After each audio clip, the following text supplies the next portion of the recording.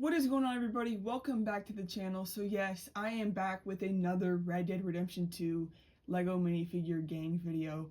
So about a year ago, I did show off my gang. I made a video about it. It is now my most viewed video, which thank you guys so much for that.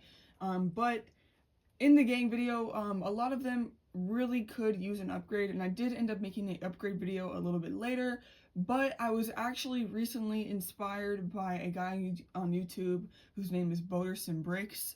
He recently made a video where he showed his RDR2 gang in Lego, and I was just blown away with how good and well he was able to convey them into Lego. So I was very inspired by his video to actually go ahead and upgrade my minifigures because yeah, they just really, I mean, they were good, but they were not great.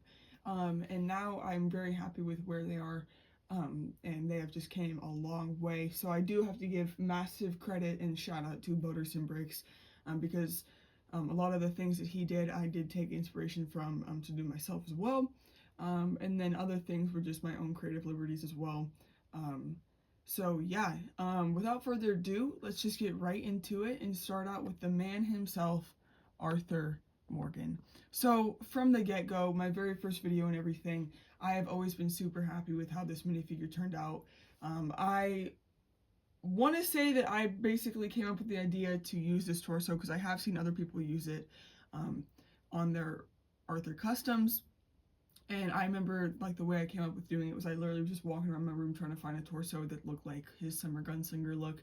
And I found this minifigure from the Birch Books set. So anyways, very happy with how this looks out, or turned out and everything. And I just really put the most amount of time into it initially. The big change with this guy right now is obviously the hat. I did paint it black because obviously he does have a black hat. By the way, that was already our online reference too. But on top of that, I did give him a little tweed wrap on top of his head there, on top of the hat, just to make it ever the more accurate. As you can see, it kind of ties off right there. And yeah, so that was something that I had been wanting to do because obviously when using the Indiana Jones hat, it is brown, whereas it should be black. So there we have Arthur Morgan in all his glory. And it's only right that the next minifigure is John Marston. Now, obviously, like I said, I've made videos on these guys in the past because they really were the ones that were perfected from the start. Yeah, John is my favorite character in Red Dead. I just have so much nostalgia from RDR 1. I was really little whenever I started playing it. Definitely too little to be playing RDR 1, but regardless, I played it and I just love his character, so I did go ahead and just not even change it from the last, honestly, probably from the first video. But yeah, Butch Cavendish's head and hair, Star Wars face, and then some Lone Ranger torso and leg pieces. But really, really nice. That Butch Cavendish piece really does him justice. And then here we have his wife, Abigail Marston. Very nice minifigure. I do think she's been upgraded pretty well. The only change with her is her torso. And I did buy this, the torsos for my Harry Potter minifigure, and I bought the minifigure at Toy Kingdom, just thinking I could use it for a custom. And turns out in Boderson Bricks' video, he did use that torso for Abigail, and it works really well. It's a perfect torso for her, so I'm really happy with that. And this is a custom design by myself. As for the dress piece, on how I convey the female skirts in Lego. Because their skirts don't triangle off in the back, I just end up using these bricks. So she has a navy blue skirt, so I use navy blue bricks, and on the bottom, 2 1x1 black studs to represent her feet. And then she's holding a lantern there. So yeah, pretty happy with that custom. And then the next guy we have is young Jack Marston. Not much has changed from him since the last video, but I did give him some olive green pants just to kind of better represent his pants color, because in the game they're not black, and that's what I've been using. But yeah, really like this custom, and again have not changed much since the other videos. Next up we have Uncle. Now, I always thought that my uncle was a really good custom, and looking back on it, I think the only really good thing was the hat and the torso. Initially, whenever I made this character, well, the legs, the torso, and the hat are the same from where I started, but the face could have been a lot better. I've been using the big white bushy Santa face or beard, like the extra attachment beard. But using an actual face is just a lot better. So that's what I ended up doing. And then this was actually the last part that I needed till these were all complete. But the blue bandana, which I just shaved down the top so it actually looks like a bandana, that was the last piece to come in the mail yesterday. And so now I was able to make this video. But yeah, shout out to Butterson as well because he gave me the idea for the face for this custom. But yeah, really cool minifigure and I am very happy with it. Next up, we have another one that I'm very happy with how he has finally turned out, and that is Charles Smith. So yeah, very great custom. I really do enjoy him.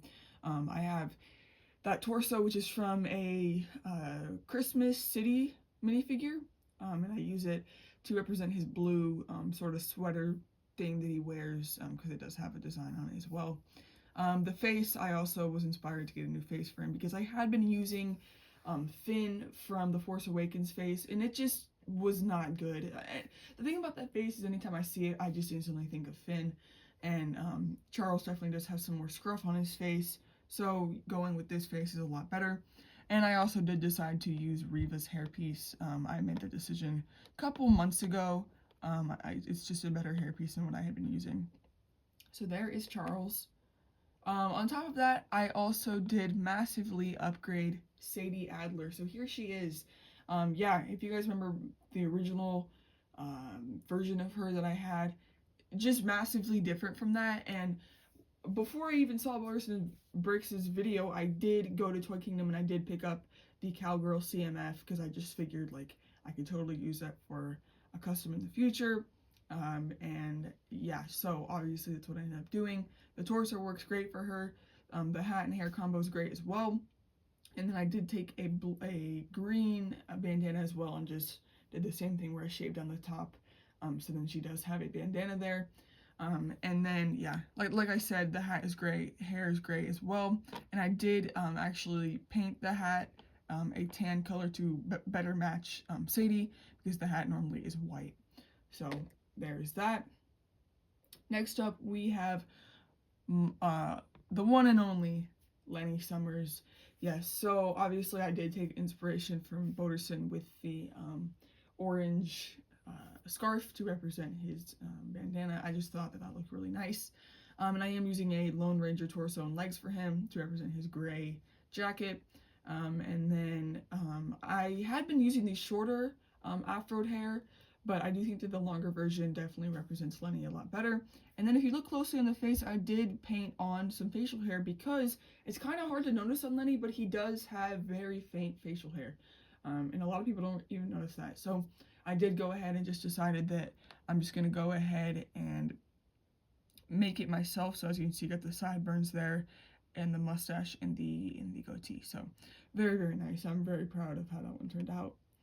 Another one that I'm very proud of is Sean McGuire, the man himself. So yeah, this was a design that I've had for a long time. This hairpiece could not be more perfect. It's literally red hair with a green bowler cap, which is just amazing. The torso works really well as well. And then he has like sort of blue jeans sort of look going on. And then the one thing I did change with him is his face. I don't know why, but I had been using Thor's face, which is just so out of the realm for Sean. It does not really look like him at all. But I did get a Prince of Persia set recently, and it came with this face. It's just more like a scruffy, like he just hasn't shaved in a while face, and that just works so much better for Sean there. So there is Sean McGuire.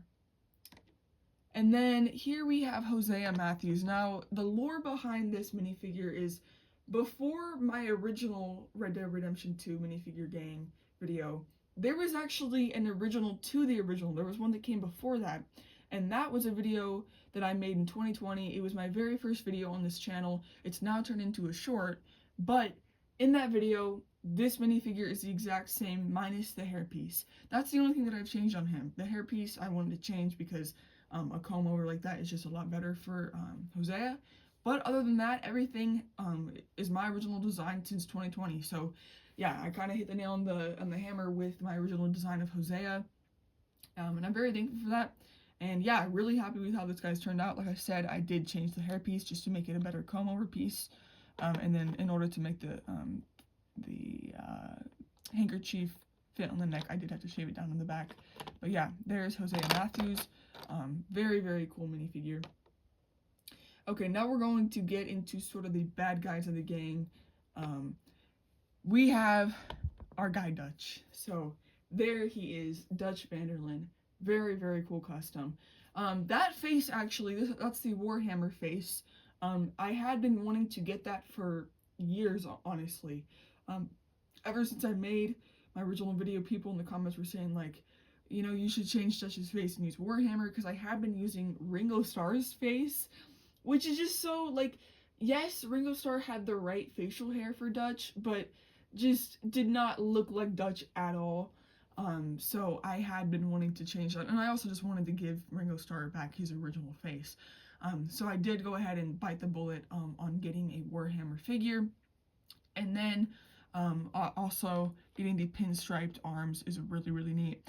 And if you're wondering what the hair is, yes, it is the hair, it is Warhammer's hair, which usually is a ponytail in the back, but I did completely shave it off with an X-Acto knife, so like from the side and everything, there is no ponytail, and this hair does work really well for Dutch to represent his really flat, greasy, just slicked back hair. So yeah, really, really happy with this looks. He is holding a $100 bill and a pistol, so yeah, very, very cool minifigure there. I'm really happy with how he was upgraded. Next up, we have another one that also was upgraded, Bill Williamson. So yeah, I did upgrade Bill. He was another one like Uncle who I had given a physical beard, which just does not look as good as just using a normal head with a beard, because the physical beard is just too big and bushy and it looks almost cartoonish. So I did just go ahead and just use this face with the brown beard. The hat's the same, the legs are the same, but I did go ahead and give him Han Solo's white shirt to represent his white button-up, and I gave him a brown coat using felt. This is something that I've always done for years, is just make custom coats using felt, and you poke a hole in them and then just stick the arms on, and it looks really, really good. So I am very happy with how this custom has turned out. Definitely an upgrade. And then next up we have the rat himself, Micah Bell. Yeah, definitely went through an upgrade. I did not realize how bad my original go at Micah was. I mean, Micah's just kind of a harder character to make in general. He's blonde, and so that just makes it harder to find blonde facial hair pieces and everything. On top of that, he has a red undershirt with a black jacket. So again, I just decided I would actually make the jacket, so I did take black felt as well and gave him a jacket there. And I also made it so if you want, you can give him a white hat, but I just think that having the hair is a little bit better because he does have that long, greasy blonde hair. So I think that doing that just sort of conveys the look of Micah a little better. But yeah, he has his double revolvers and everything, and yeah, very cool custom. And then we have our guy, Javier Squaya. Oh my gosh, this guy was very hard to get the pieces and everything to create. I've seen a lot of people basically make this exact same custom. Shout out to Butterson as well for giving me the idea for the double poncho situation going on, just to further replicate how he looks. But yeah, my original go with this figure, I did use a clone face for him because I could not find Tasu Leech's head, and I have the Millennium Falcon that Tasu Leech came out in, so the fact that I could not find it, I did not understand where it had went. I literally went through so much of my storage trying to find this minifigure head. I could not find it. So I ended up ordering it on eBay, and then in between I went to the toy department. I found the minifigure for $5 at the toy department, so it was just a whole thing. But I did get Tasu Leech's face because I do think it's the best face for Javier Squaya. Got the double legs there. I was able to give him a guitar, and then we have Alfred Penningworth's torso under there, which is actually, he's a pretty expensive minifigure, believe it or not, but it's definitely worth it for Javier there. And then we have the Pinata Boy and a Overwatch poncho there, so very cool. So next up, another one that has really seen a lot of upgrades, we have Pearson. Very, very cool custom, so very happy with him. The legs are supposed to represent his apron, so I got those from one of the Muppet CMFs. Then the torso, you know, just button up shirt.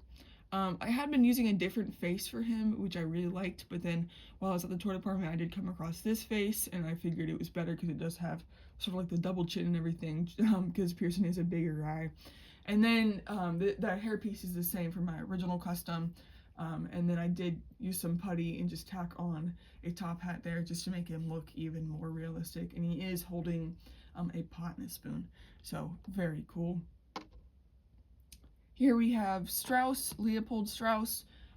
Again, he has seen quite a bit of upgrades, especially in the hair.